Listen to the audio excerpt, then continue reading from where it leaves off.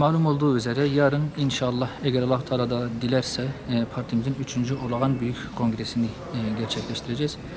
Bu amaçla bir aydan beri devam ettirdiğimiz kongre hazırlıkları nihayet bugün sona erdi. İnşallah yarına biz hazırız, salonumuz hazır, partimiz hazır, partililerimiz hazır.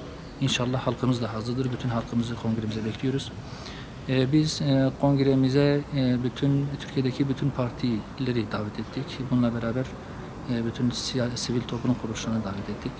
Türkiye'den, İran'dan, Irak'tan, Suriye'den, Irak Kürdistan'ından, Filistin'den birçok değerli şahsiyeti, partiyi, kanaat önderini davet ettik. İnşallah yarın çok coşkulu, değerli ve güzel bir kongre gerçekleştireceğiz. Bütün halkımızı bekliyoruz. Bu coşkuyu hep beraber yaşayalım inşallah.